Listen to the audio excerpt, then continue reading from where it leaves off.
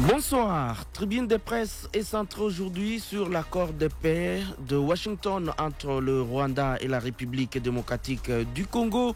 Le ministre des Affaires étrangères du Rwanda, en signant cet accord pour le compte de son pays, certifie la présence des militaires rwandais sur le sol congolais sous prétexte de pourchasser les FDLR aux côtés des rebelles du M23.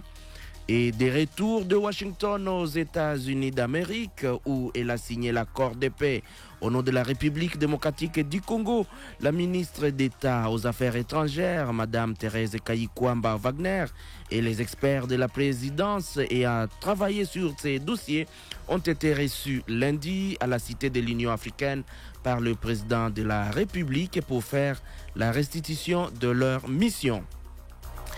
Selon la présidence, Mme Thérèse Kayikwamba Wagner a remis au chef de l'État la copie originale de l'accord de paix et la lettre de son homologue américain Donald Trump. Pendant ces temps, le 5e round de pourparlers entre les rebelles du M23 et le gouvernement souminois est attendu à Doha, au Qatar, en vue d'y trouver de compromis pour la capitulation de ces mouvements rebelles. Comment le journaliste congolais analyse-t-il le contenu de cet accord de paix de Washington face à la réalité à l'est du pays? Au micro, c'est moi, Freddy Bikumbi Ignes, Paul Badianama, Deps Vita et Jean-Pierre Diassino tiennent la technique. Ils participent à ces débats.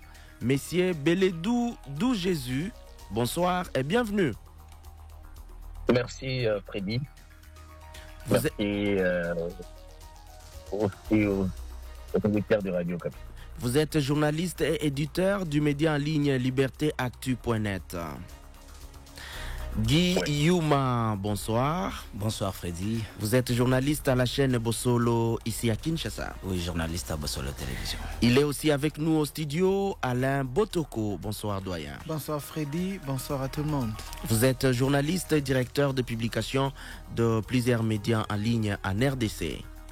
C'est ça. À vous qui nous suivez à Iyo, Mwenga, au Sud Kivu et partout au monde, bienvenue à ces rendez-vous du débat radiophonique sur Radio Okapi.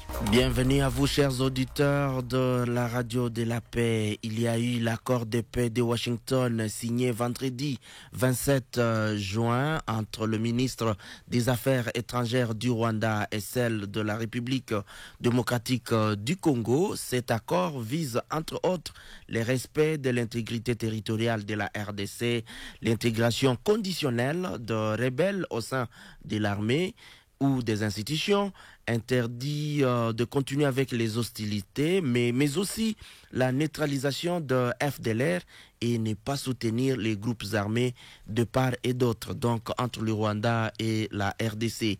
Comment cet accord a été accueilli? Suivez un auditeur de la radio Capi qui se trouve à Uvira, c'est au Sud Kivu, et puis je vous donne la parole.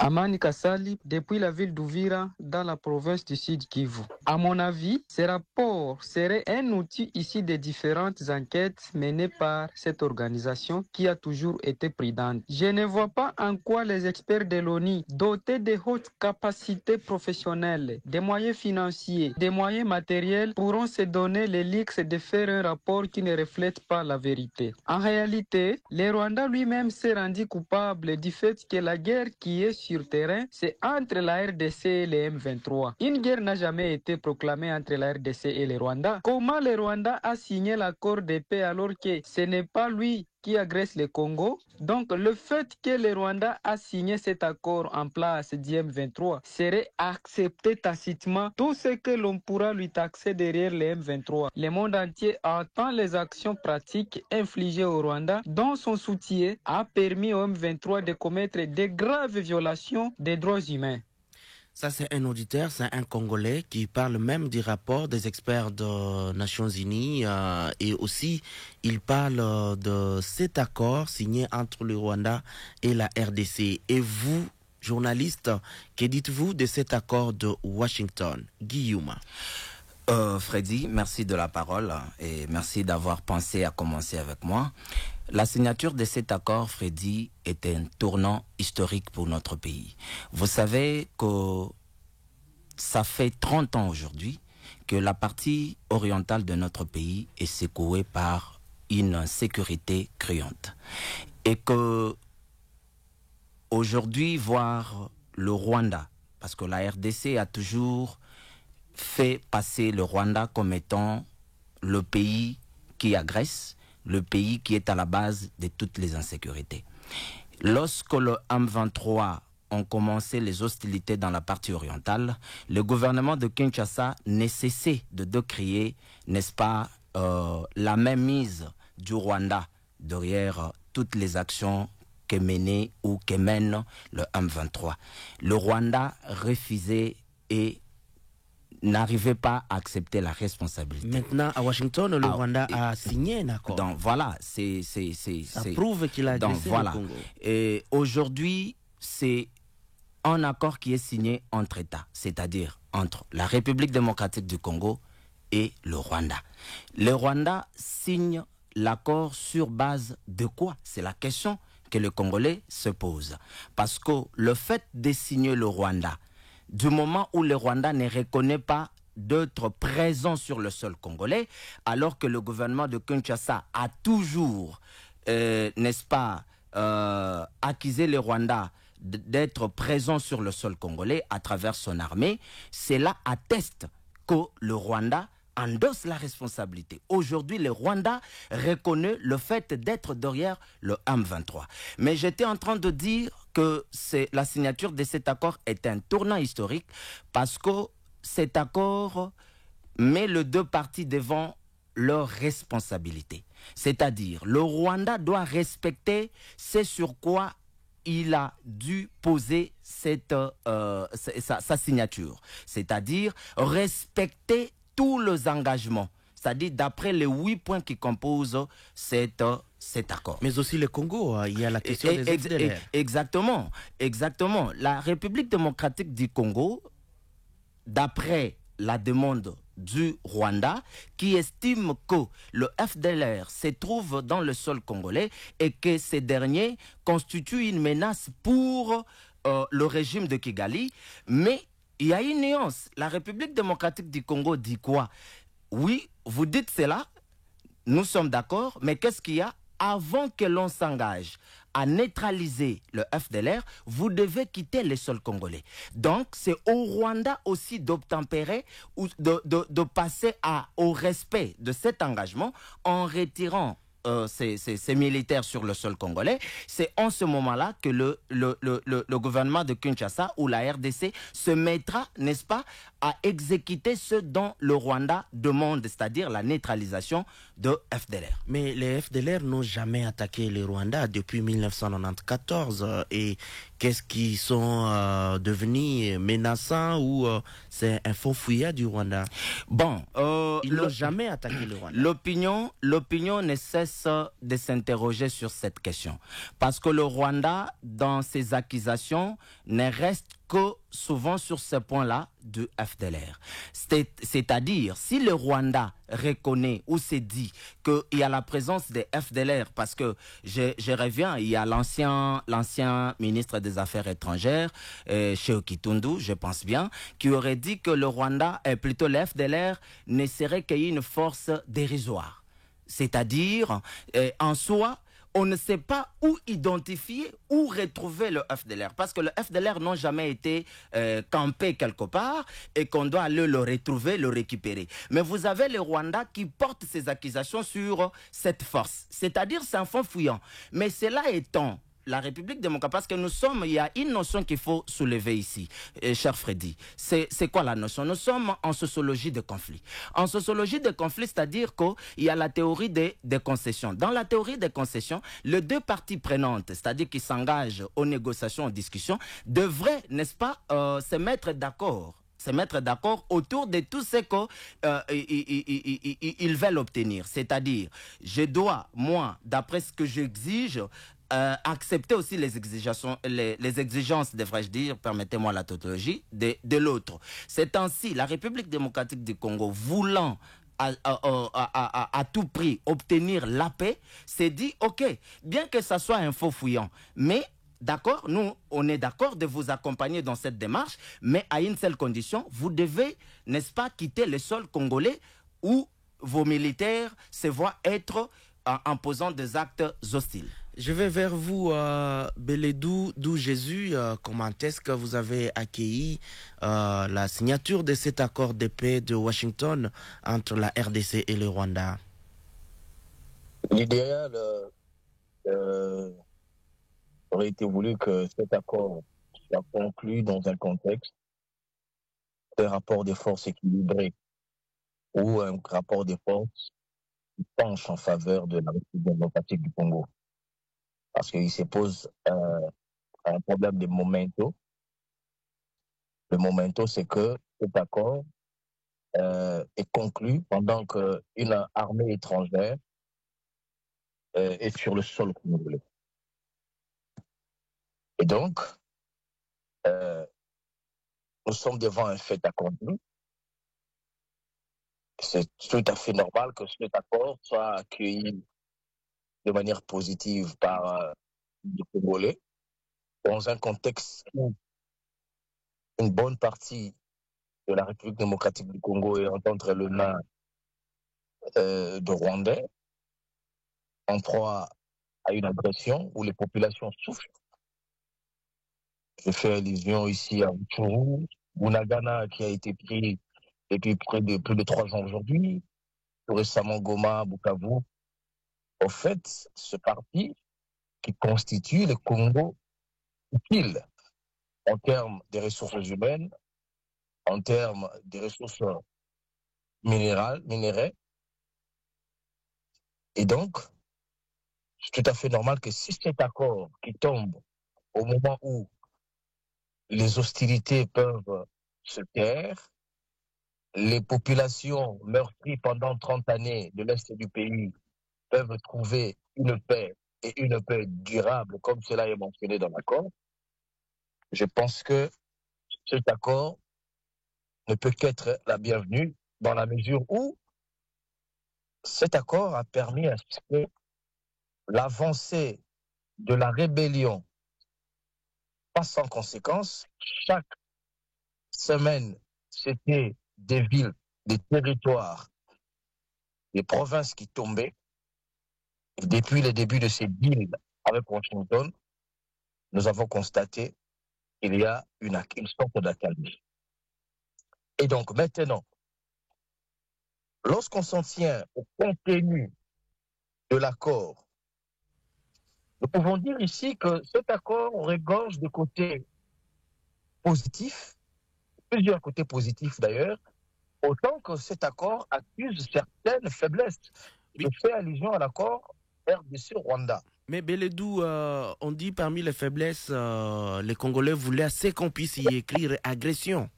Mais on n'en a pas fait allusion et pourtant on a utilisé de bons termes en français. Vous savez, dans un contexte d'une agression où il y a eu des morts encore tout récemment, il faudrait que, là je commence par les faiblesses, il fallait que cet accord porte aussi une sorte de légitimité au niveau des populations, pas toutes les populations seulement, mais d'abord les populations meurtries. Une sorte de non à l'impunité lancée à ces populations qui meurent chaque jour pourrait aussi s'approprier, légitimer cet accord qui engage les Congolais. Mais on a l'impression que c'est un accord qui a consacré l'impunité. Parce que, justement, nulle part, il est dit quoi réserver au Rwanda en termes de sanctions.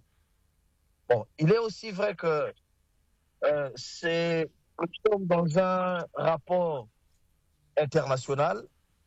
En relation internationale, les accords doivent s'exécuter de bonne foi.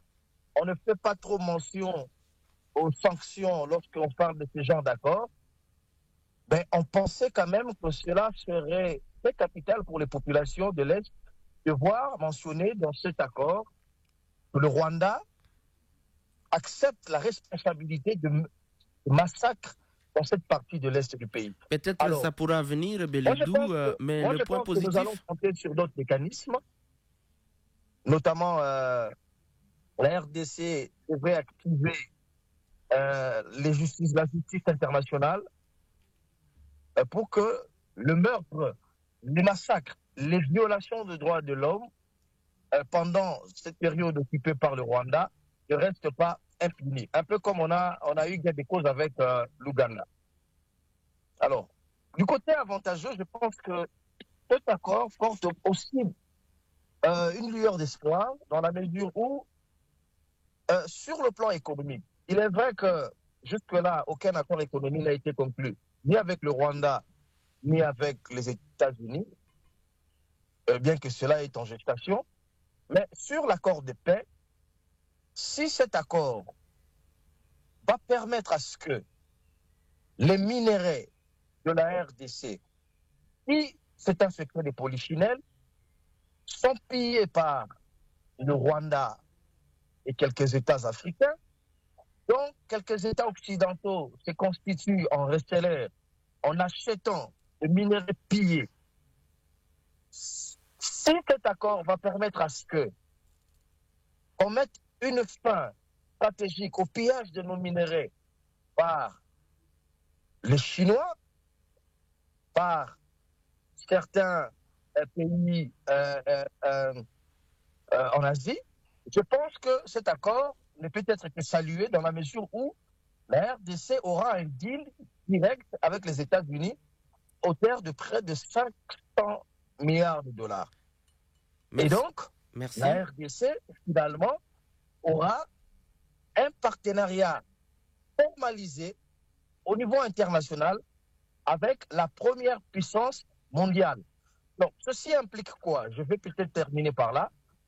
Ceci implique, la fin des massacres, parce que vous le savez très bien, la guerre que le pays voisin nous font est à la fois économique et une guerre qui vise des terres de la RDC et l'occupation. Et donc, cette guerre-là, pour mettre définitivement fin aux hostilités, je pense qu'un accord avec les États-Unis va résorber à la fois les problèmes sécuritaires dans cette partie du pays. Voilà pourquoi les préalables étant, je crois que Félix Tshisekedi l'a rappelé dans sa sortie, était d'avoir un partenariat de paix avec le Rwanda avant l'effectivité du deal. Merci. Alors, merci, voilà. Merci Beledou. Je vais vers Alain Botoko. Comment est-ce que vous analysez cet accord de Washington? Et pourtant, Beledou parle de la bonne foi d'application dans les relations internationales. Qu'est-ce que vous en pensez? Oui, l'accord n'a jamais été parfait depuis que la nuit d'État existe, depuis que les guerres ont commencé ou les hostilités ont commencé dans le monde. Il n'y a pas eu un accord parfait, mais au moins cet accord nous donne l'impression d'être un bon accord qui pourra amener quelque chose de solide dans le pays. Pourquoi je dis ça? C'est parce que avant cet accord, il y avait aussi des accords entre le Rwanda et la RDC, mais qui... Signé par Kabila, Joseph. Oui, signé par Kabila Joseph, mais il n'y avait pas de support, il n'y avait pas de porteur de cet accord, mais il y a un grand porteur de cet accord qui est les États-Unis et qui ne fait pas free. Il a intérêt parce que dans les jours, comme le disaient les autres, dans les jours qui viennent, il y aura un deal qui sera signé entre les États-Unis et la RDC concernant les mines. Et c'est là qu'il faut que les deux parties, la RDC et le Rwanda, comprennent que la grande puissance a intérêt à s'investir au Congo et il a besoin qu'il y ait accalmie au Congo. Et donc, les deux parties doivent jouer à ce que à ce que demande cet accord, clairement, parce que l'accord demande que le Rwandais enlève leurs militaires, mais aussi leurs milices du Congo. On ne l'a pas dit on ne l'a pas dit très clairement, mais avec des termes diplomatiques et des termes techniques, c'est ce que ça veut dire. Mais aussi, ça dit que les 2000 ou les 1000 quelques FDLR qui sont au Congo doivent repartir au Rwanda ou être désarmés et ne plus jamais être comme prétexte pour donner à Kagame ou au Rwanda l'opportunité de pouvoir continuer à faire des bêtises. Mais pensez-vous qu'il y aura bonne foi d'application de cet accord? Vous savez, il y a souvent, il y a toujours des non-dits dans les accords. Et ça, c'est là où j'aime, parce que j'ai fait trop d'investigations. Mais la grande puissance, les États-Unis, et Trump l'a déjà démontré, il vient avec la carotte et le fouet. C'est-à-dire, il vous propose, faites ça. Et si vous ne faites pas, il fouette. Et donc, moi, je vois, je sais que Kagame et son groupe comprennent ça, ils savent ça, que les États-Unis ne sont pas là pour blaguer. Et ils l'ont démontré à travers le monde. On a vu avec l'IRA. Il dit à l'IRA, venez, on négocie. L'IRA doute, il boude. Et nous avons vu la suite. Hein. Ce sont de bombardiers qui sont sortis, le BD qui sont sortis, et ça a mis fait à toutes les bêtises. Moi, je crois que le temps de la guerre devait être derrière nous. Et maintenant, il faut reconstruire la paix. Mais écoutez, ça fait plus de 4 fois que le Rwanda est entré sur le sol congolais avec ses militaires pour rechercher les FDLR. Ils n'ont jamais ramené un FDLR. Que comprendre de cette demande du côté Rwanda vis-à-vis de la RDC? C'est un prétexte. Et ce prétexte, il faut le vider. Il faut le vider parce que Kagame n'aura plus un mot à dire, parce qu'à ce moment-là, tout sera déjà, toute cette bêtise serait déjà balayée. Et moi, je voulais justement parler vraiment de ce qui va arriver dans le jour qui sont en train de venir. Ça sera quoi? Ça sera le deal entre les États-Unis et la RDC. Et ce deal-là, il sera dans le mine. Et moi, je souhaiterais, parce que j'ai une expertise dans le mine. Dans le mine, je travaille dans ce secteur et des ressources naturelles, de l'industrie d'extraction depuis une vingtaine d'années. Et là, le grand problème qu'a le Congo, c'est que nous vivons de la cueillette dans nos mines. Et donc, ce sont les artisanaux qui sont partout à travers le pays et surtout dans cette partie-là. Et ils créent, ces artisanaux sont utilisés par des hommes d'affaires, sont utilisés par les groupes armés, ils sont utilisés par des chefs coutumiers, des militaires, ils sont utilisés parfois par des hommes politiques. Et maintenant, il faut vraiment une industrie, des industries. On met par exemple une industrie de castérite, une industrie de 3T, une industrie de minéraux, de minéraux rares, une industrie de minéraux stratégiques. Et si ces industries-là sont basées à l'est de notre pays, et même au Katanga, là où les Chinois font du n'importe quoi, et même dans le haut du pays, si ces industries-là sont basées là-bas, je suis sûr, comme Kibali est de l'autre côté, à Ouacha, au bas où il est, si on met des industries comme celle-là, je suis sûr qu'en tout cas, on ne parlera plus de guerre. Et je crois que c'est là qu'il faut vraiment, vraiment alors travailler. Alors, pour y arriver, il faut que la RDC fasse sa part. Hein, parce que ça, cet accord, c'est aussi une hypothèque. Hein. L'hypothèque, on vient à votre secours que quand vous montrez de bonnes intentions, quand vous êtes dans la limite.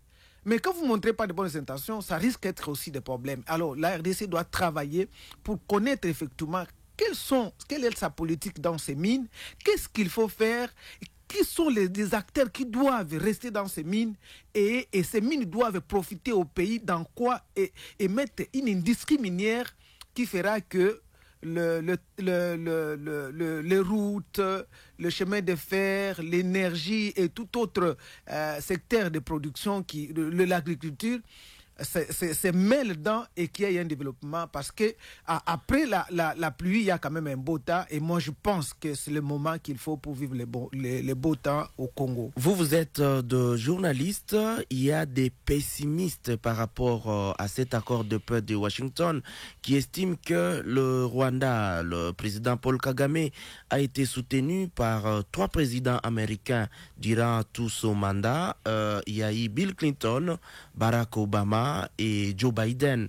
Et maintenant, il y a Donald Trump qui vient changer et se mettre de l'autre côté de la frontière pour soutenir le régime actuel. Est-ce que ça va aider à changer les choses dans la région du Grand Lac? Beledou. Bon, moi, je pense que entre États, il n'y a que des intérêts. On nous a plus longtemps vendu que le Rwanda est soutenu par les États-Unis, etc. Depuis Bill Clinton. Depuis Bill Clinton. Maintenant que la RDC n'a apporté que ce qu'elle a de mieux, ses ressources naturelles, contre la sécurité et contre une économie florissante dans le jour qui vient, je pense que cet accord ne peut qu'être la bienvenue.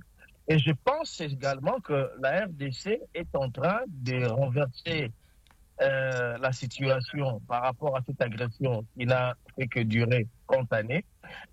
On ne va pas dire ici que c'est du triomphalisme, parce qu'on connaît les contextes, je l'ai rappelé, mais seulement, ce deal américain, plusieurs fois Donald Trump l'a rappelé, plusieurs fois également Félix Tshisekedi l'a rappelé, c'est un deal qui vise à pacifier définitivement le pays. En fait, l'objectif, c'est d'arrêter définitivement avec les pillages des ressources, surtout celle de la partie est du pays. C'est aussi d'arrêter les massacres, les tueries, du fait que les gens en voulaient définitivement à nos richesses.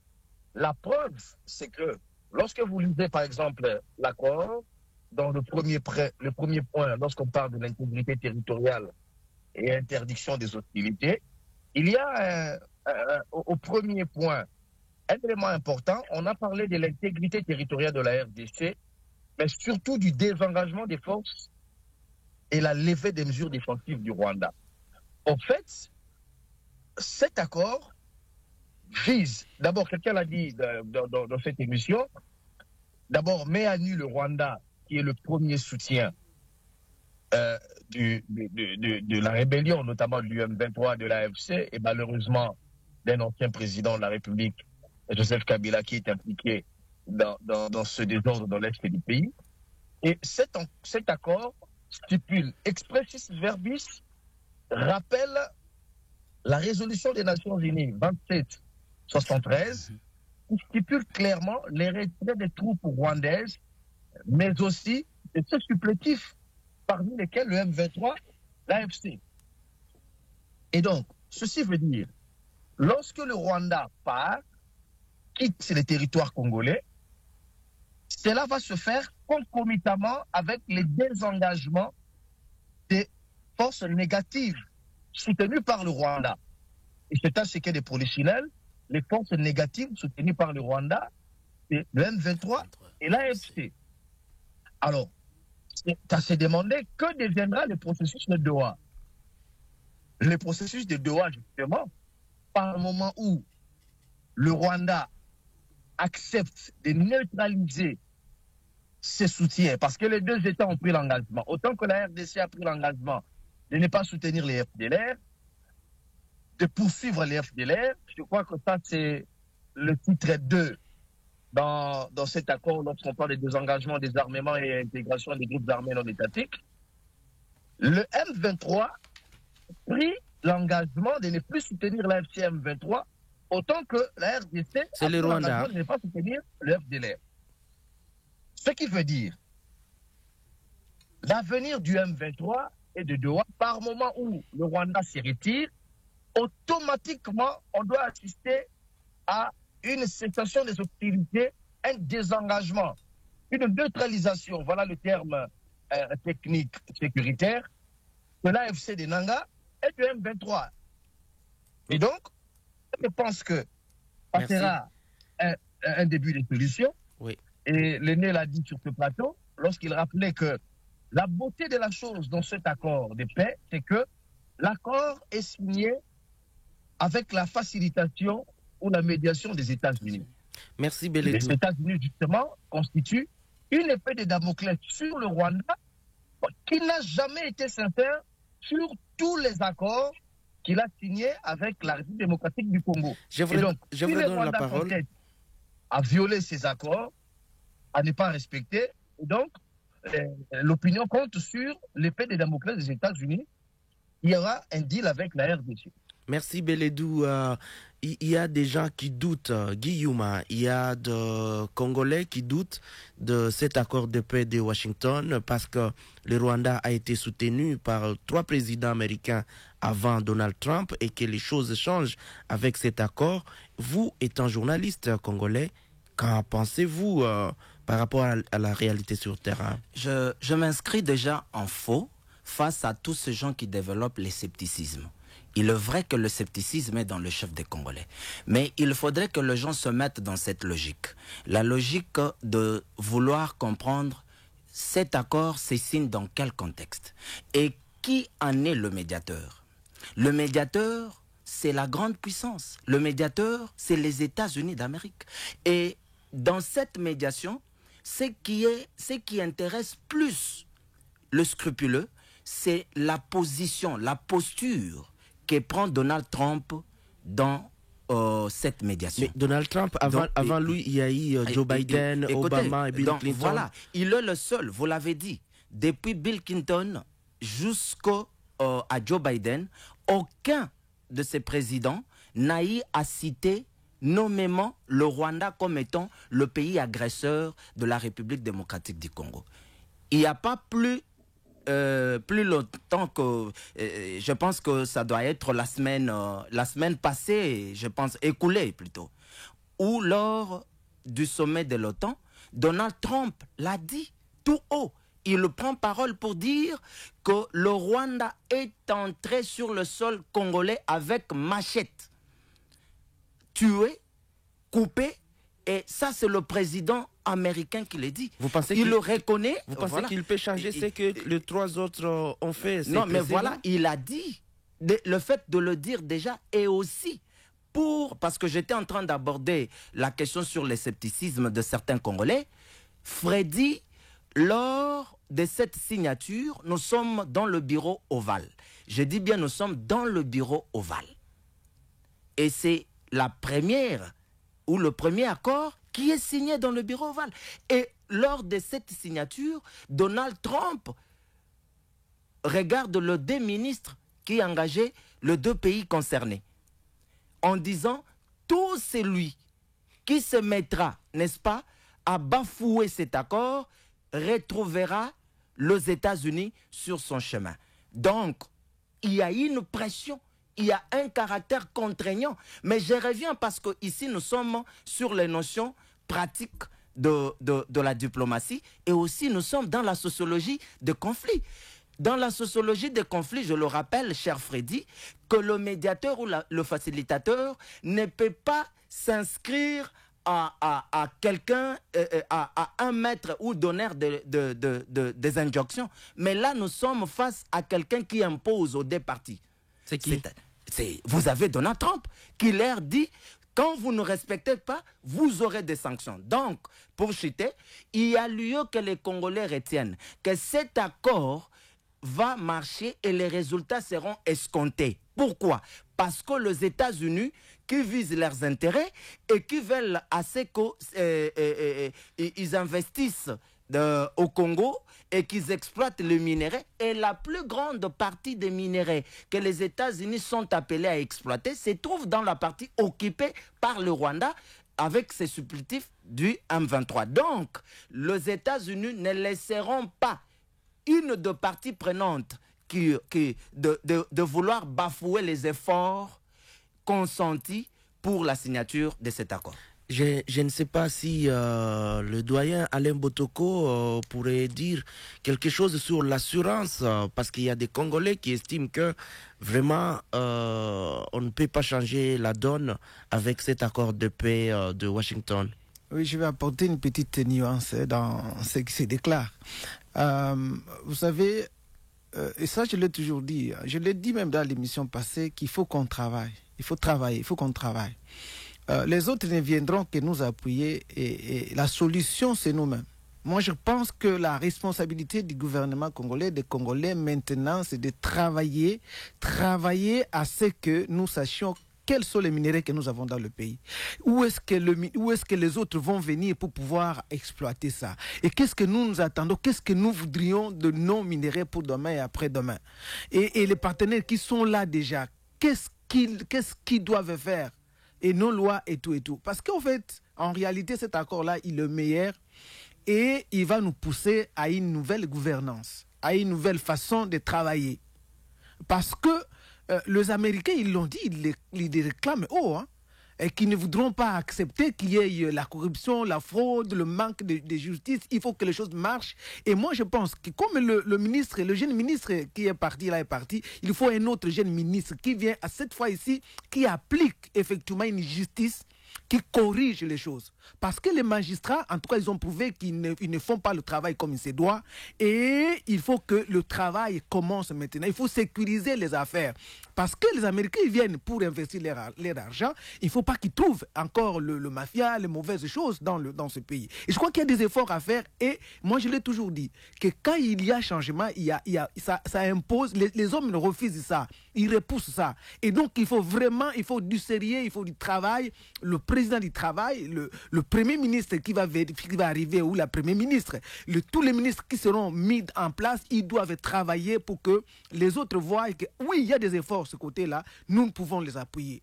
Et si nous continuons à penser que les autres viendront, ils vont prendre notre place, ils vont chasser Kagame, ils vont faire ceci. Non, nous devons continuer à travailler. Et Kagame le sait, que si nous travaillons, si nous nous concentrons dans le travail, il ne saura plus tenir.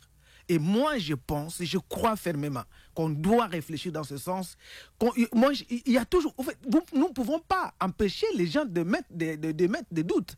Les doutes sont normaux parce qu'on a vu dans le passé. Et maintenant, il faut que les choses changent pour que nous allions de l'avant. Merci bien. Je vais prendre aussi vos conclusions pour cette tribune de presse. Vous savez, lors de la signature de cet accord de paix à Washington, dans le bureau ovale de la Maison-Blanche, il y a eu une journaliste qui a témoigné sur la situation en RDC. Et moi, je me dis maintenant, que devons-nous attendre pour parler de Doha au Qatar entre les rebelles du M23 et les délégués du gouvernement souminois? Ça sera pour le 5e round que ces délégués se rencontrent et qu'il y a maintenant un accord signé. Est-ce que Doha pourrait changer les choses ou le M23 pourrait encore contrôler les espaces de l'Est, du Nord et du Sud Kivu? Oui, Freddy, cette question est très, très capitale. Et ça sera votre conclusion. Oui, pourquoi? Parce que... Et ça, c'est la stratégie que Kagame a utilisée tout le temps, le cheval des Troie. Le M23 et tous ceux qui sont autour, AFC, tout ça. Le cheval des Troie signifie? Oui, ça signifie que je vous donne à gauche et je récupère par la droite. Faire le malin dans le deal. Et donc, ce qui ne peut pas retirer par l'accord qu'il a fait avec le Congo à Washington, il veut chercher à le retirer à Doha. Et donc, il faut que notre gouvernement ouvre les yeux. Et moi, je crois fermement que maintenant que tout le monde a vu déjà que c'est Kagame, en fait, Kagame et le Rwanda qui sont au Congo et qui sont en train de piller les richesses du Congo, il faut que ça cesse. Et ces hommes, ces femmes qui étaient là, s'il y a des Congolais qui sont là-bas, il faut alors, il faut vraiment le checker, savoir qui est qui à ce moment-là, et non pas le mettre dans l'armée, mais il faut les donner du travail ailleurs et les installer au Congo s'ils sont congolais. Et ceux qui ne le sont pas, ils peuvent rentrer et personne ne perdra, parce que à ce moment-là, la paix sera installée et plus personne. Et on va mettre une sécurité à l'Est comme il se doit. Et le pays sera sécurisé et ces bêtises vont s'arrêter. Parce que trop, c'est trop. Et pour vous, Guy Youma, pour parler, il y a des négociations qui se font à Doha, au Qatar, entre les M23 et les membres du gouvernement souminois. Qu'en pensez-vous de cette situation sur le terrain? Est-ce que le M23 va devoir quitter la RDC? Merci Freddy. Je pense qu'à Washington, l'accord s'est signé entre États. À Doha, c'est un mouvement qui se déclare ou réclame être congolais et qui présente aussi, n'est-ce pas, ses conditions quant à tout ce que ces mouvements reprochent au gouvernement congolais. Mais le gouvernement semble être intransigeant. Le donc gouvernement voilà, est vraiment ferme. Donc Pourquoi? je pense que les discussions de Doha, les discussions de Doha, je m'en vais dire que ce sont des discussions qui interviennent pour assainir, c'est-à-dire assainir le terrain et aussi harmoniser les choses d'après les conditions, les réclamations de ces mouvements. Parce que le M23 s'est fait passer pour un mouvement congolais et que dans l'accord signé, on fait référence aussi aux discussions qui sont plutôt en train de se poursuivre à Doha. Donc, il est évident que le gouvernement de Kinshasa, d'après ces discussions, arrivent, n'est-ce pas, à s'inscrire dans une logique d'évaluer les choses. C'est-à-dire, quand je parle de l'évaluation, n'est pas se plonger ou soit se laisser emporter ou emballer par ces mouvements du M23 qui du reste est soutenu par le Rwanda, nous le savons tous. Donc, comme l'a dit l'aîné, il est la question de voir qu'est-ce qu'il faut accepter, qu'est-ce qu'il ne faut pas accepter, mais dans le seul objectif de favoriser la paix dans la population de cette partie occupée par l'armée rwandaise attend. Beledou, d'où Jésus, nous terminons avec vous par rapport à ce qui se passe à Doha au Qatar. Il y a déjà un accord de paix de Washington, mais la fumée blanche n'est pas encore sortie entre le M23 et le gouvernement. Pensez-vous que la population de Goma, Bukavu, Rutshuru, Masisi pourront un jour respirer la paix? Oui, justement, je voulais faire une petite digression avant de répondre à votre question. Vous savez, il y a quelqu'un sur le plateau, je crois, Yumba, qui posait la question sur lorsqu'il abordait la sociologie des conflits en droit international. Il faut dire ici que dans cette même théorie, les facilitateurs peuvent jouer aussi le rôle de témoins ou de garants.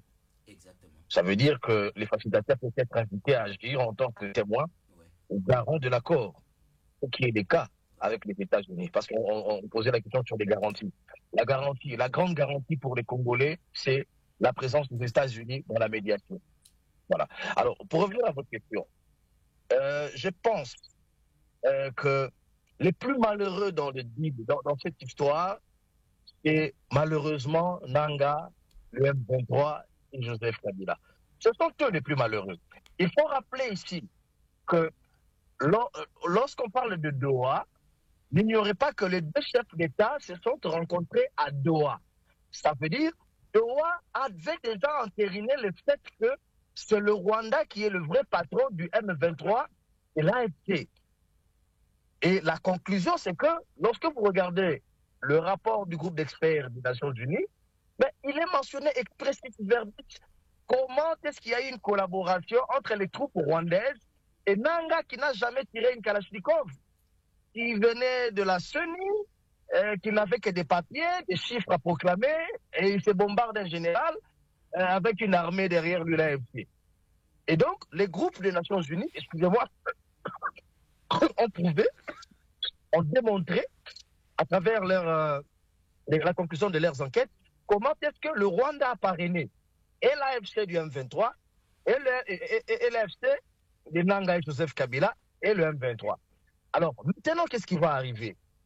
Maintenant, la RDC a entendu, bien évidemment, les revendications du M23, libération de 700 prisonniers, ouverture des banques, etc. Mais ces revendications-là ne tiennent pas compte de l'accord de paix. L'accord de paix, justement, qui vide les revendications du M23. Ça veut dire que... Mais le gouvernement ne veut pas se plier par rapport aux revendications du M23. Non, s'il vous plaît. Ce n'est pas pour rien que je peins ce tableau. Je vous ai expliqué c'est quoi l'AFC, c'est quoi les M23. Je me suis appuyé même sur le rapport des experts de l'ONU que les Congolais savaient déjà bien avant. Maintenant, qu'est-ce qui va se passer? Si le M23 refuse le désengagement, tel que repris dans la résolution des Nations Unies 2773, la partie congolaise prendra acte et rassurez-vous que toutes les conséquences seront tirées de la part des Américains parce que quelqu'un l'a rappelé ici que les États-Unis tiennent au respect des accords, référence à ce qui s'est passé tout récemment en Iran. Merci, chers auditeurs. Tribune de presse prend fin sur Radio Okapi. Merci à vous, Beledou Dou Jésus, à vous, Guillaume Yuma et à Alain Botoko. Merci de nous avoir suivis. Paul Badianyama, Jean-Pierre Diasinois et Debs Vita étaient à la technique. Merci à toute l'équipe de Dialogue entre Congolais. Au micro, c'était moi, Freddy Ignace Bikumbi. Je vous laisse entre les bonnes mains de Jean-Pierre Diasinois.